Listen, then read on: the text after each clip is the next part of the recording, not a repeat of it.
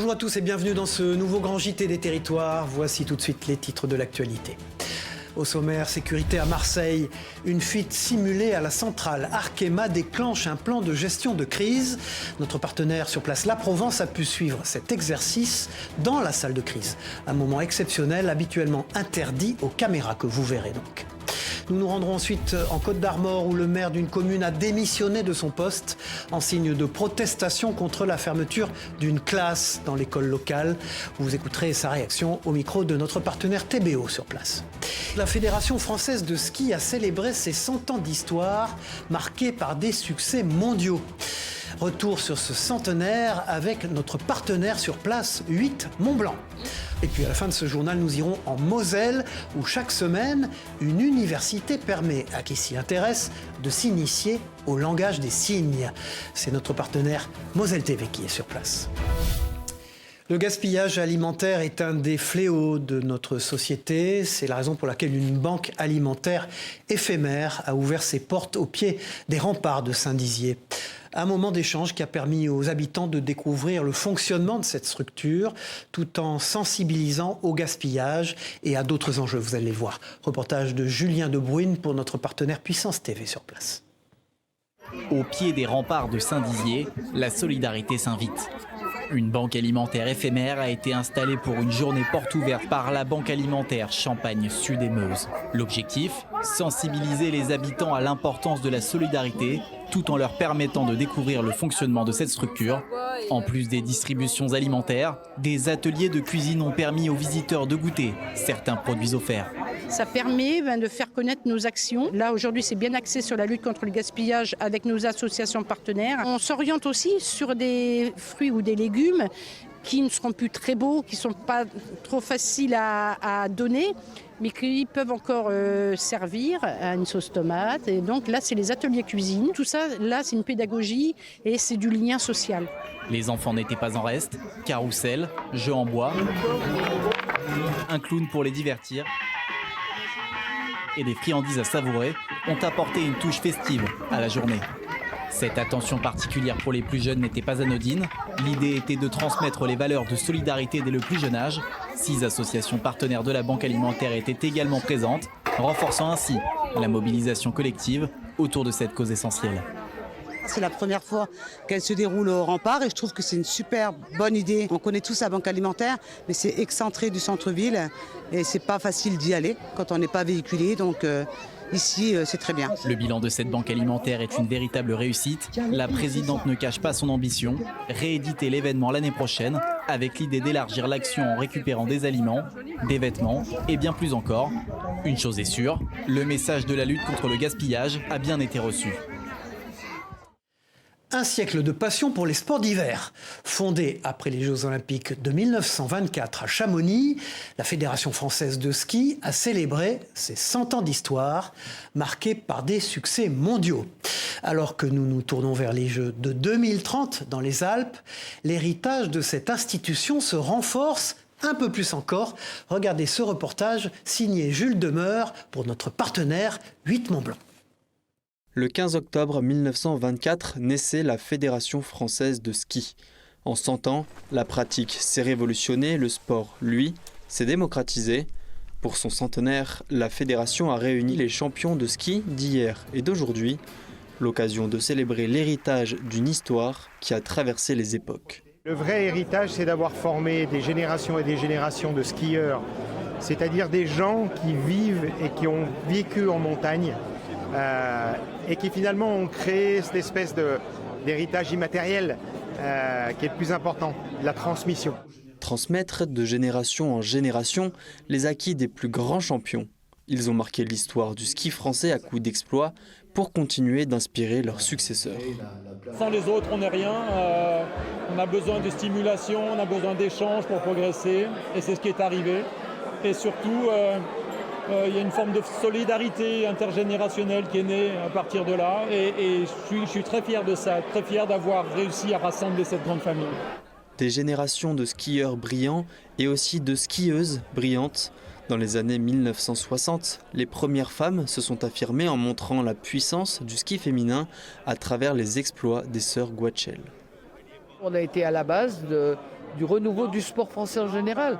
Parce que dans la foulée, il y a eu Christine Caron. Le sport féminin avant, en France, n'avait pas une notoriété extraordinaire avant que nous, l'équipe de France féminine de ski, arrive et truste toutes les médailles.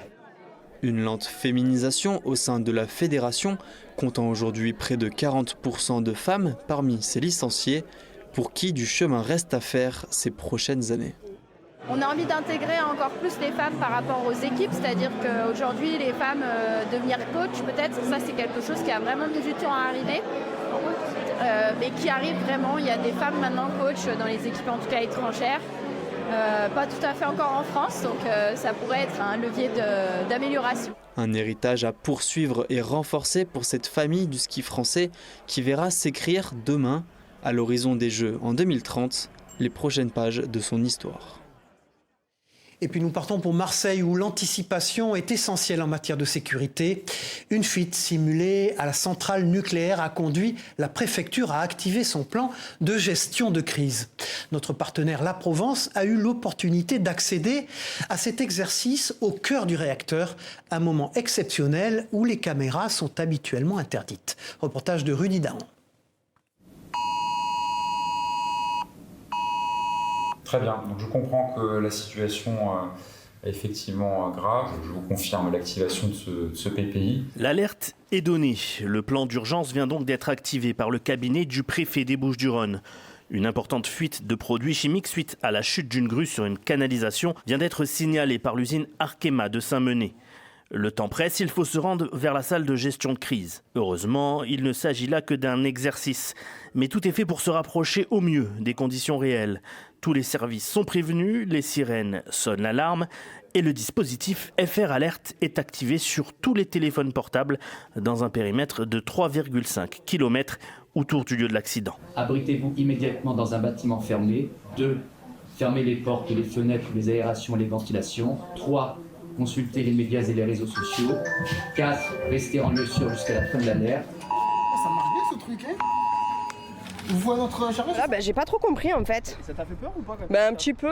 Mais après c'est bien parce que c'est une alerte, du coup s'il y a une vraie alerte, on est alerté. C'est la sonnerie qui fait peur.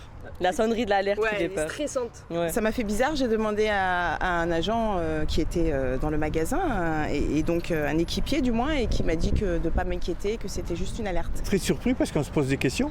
On croyait que c'était une alerte à la bombe presque. Oui, une alerte. Une population souvent surprise donc, bien que prévenue depuis plusieurs jours de l'exercice. Cette simulation grandeur nature aura donc permis de peaufiner les automatismes à mettre en place dans ce genre d'événement.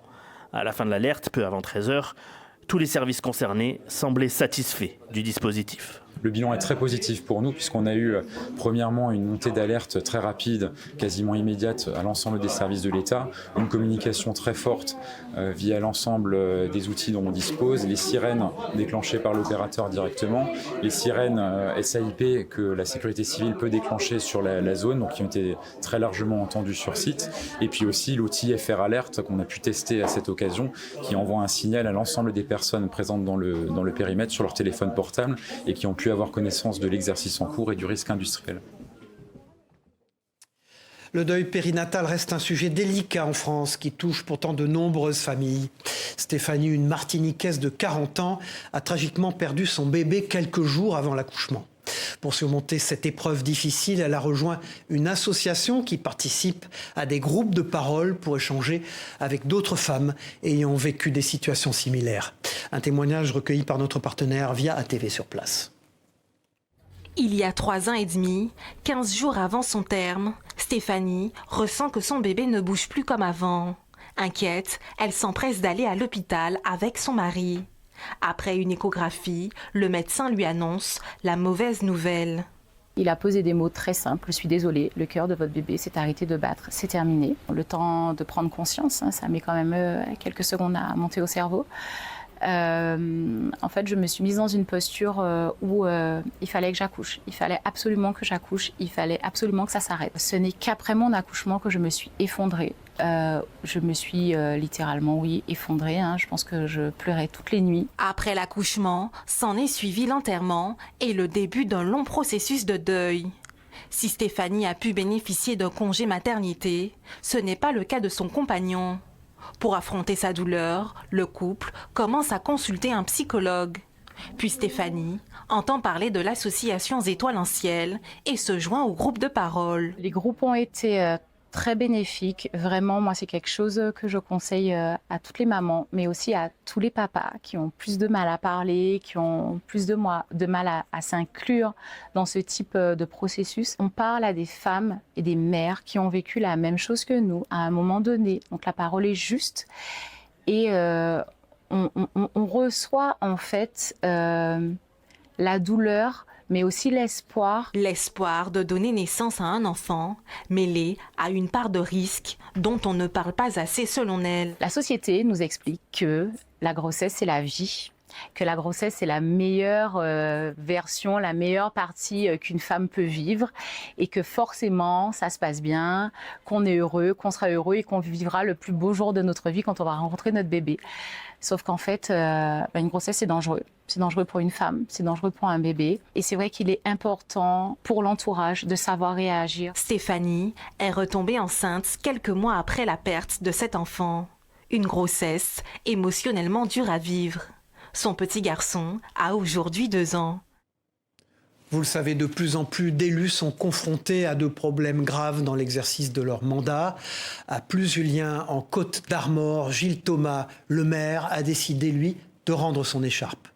L'homme politique n'a pas supporté la fermeture d'une classe dans l'école locale, malgré des mois de mobilisation.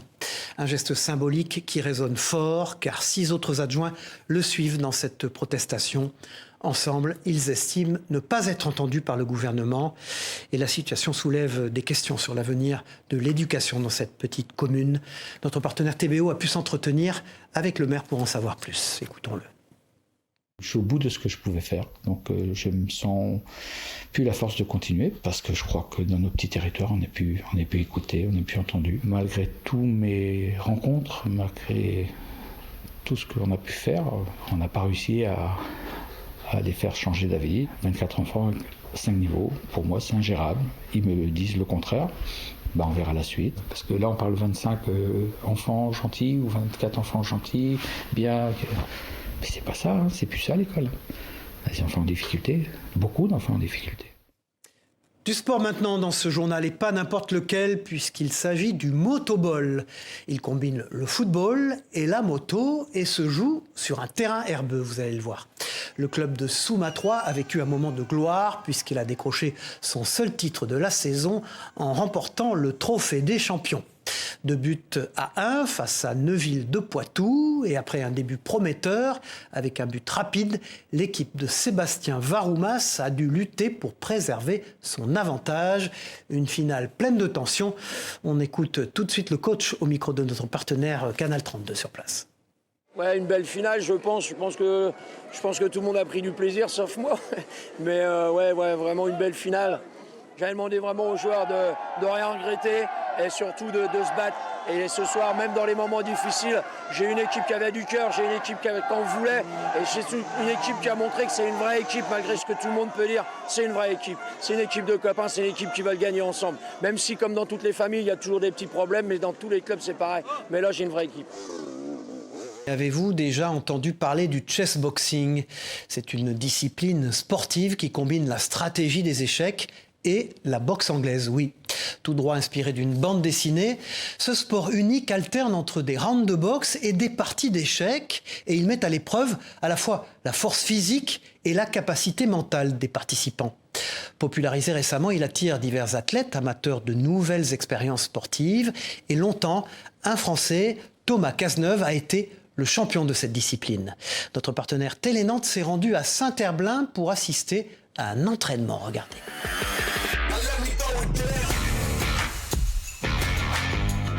Comme tout le monde, oui, ça m'a surpris. Je pense que les gens ne s'attendent pas à l'existence d'un sport, d'une hybridation entre la boxe anglaise et les échecs qui ont vraiment des stéréotypes très opposés l'un de l'autre.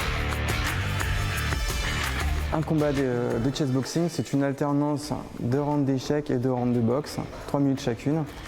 Donc le combat s'arrête par KO ou par échec et mat. Il y a aussi une notion de temps. Le combattant qui n'a plus de temps à la pendule perd la partie, perd le combat.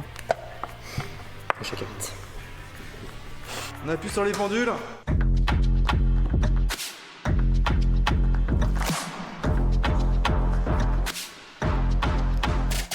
Je m'appelle Gabriel Lacouture, je suis chess boxer et j'ai récemment remporté un combat en l'IFC 6 qui s'est déroulé à 7 en catégorie élite moins de 75 kg. À la base, je viens des échecs et je suis venu à la boxe par le chessboxing. C'est vrai que l'alternance est assez difficile. Je trouve que ça demande vraiment une grande concentration et une grande capacité vraiment beaucoup d'efforts de gestion des émotions et du souffle. On a la chance que la discipline soit représentée aux Olympiades culturelles. Et qu'est-ce que ça signifie pour le chessboxing ? C'est déjà une mise en avant du sport, une présentation du sport et donc un pas en avant aussi. Le réchauffement climatique force nos forêts à se réinventer. À Floirac, en Gironde, plusieurs organismes expérimentent un dispositif d'exclusion de pluie. L'objectif, analyser leur résistance à la sécheresse et mieux comprendre l'impact de ce changement climatique sur les arbres. Une expérience inédite en pleine forêt, proposée par notre partenaire TV7, la chaîne du groupe Sud-Ouest. Contrairement aux apparences, cette construction en bois, haute de presque 10 mètres, n'est ni une serre ni un élément d'architecture, mais bien un système de protection contre la pluie. L'objectif, c'est de le laisser toujours sur la position automatique, où là, on va piloter via la station météo l'ouverture et fermeture lorsqu'il pleut. À l'arrivée de la pluie, le toit se ferme et abrite les pins maritimes, 8 variétés au total, dont 2 sont particulièrement résistantes à la sécheresse. Environ 60% des précipitations pourront être exclues, au printemps et à l'été.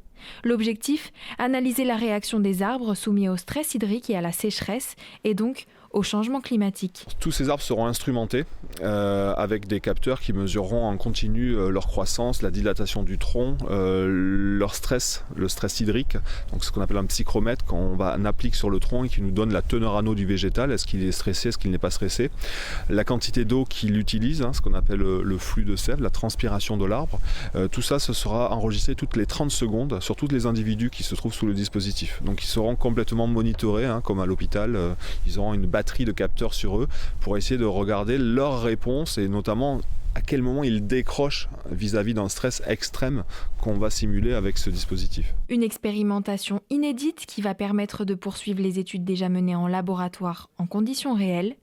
10 années seront donc nécessaires pour effectuer des analyses. L'histoire, c'est d'adapter la gestion de la forêt au changement climatique. Et donc ici même, là, sous le dispositif, de tester les pins maritimes et à l'avenir aussi des chênes sur des conditions de stress hydrique, c'est-à-dire de sécheresse, plus fortes encore que celles qu'on attend dans le cadre du réchauffement climatique, pour anticiper un peu justement la réaction des pins maritimes dans ces conditions-là. Une parcelle témoin, soumise, elle, aux précipitations, a été plantée à quelques mètres de là afin de comparer les résultats.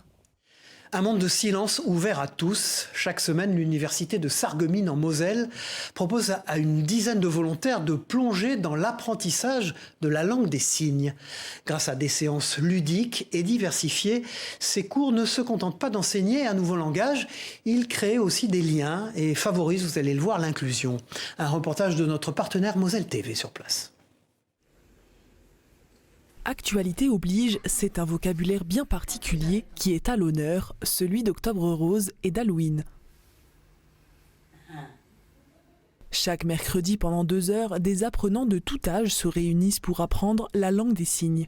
Des sessions qui sont l'occasion de créer des liens, de favoriser l'inclusion et d'enrichir la culture de chacun. C'est une langue qui est attirante en fait, parce que on observe beaucoup, dans l'expression.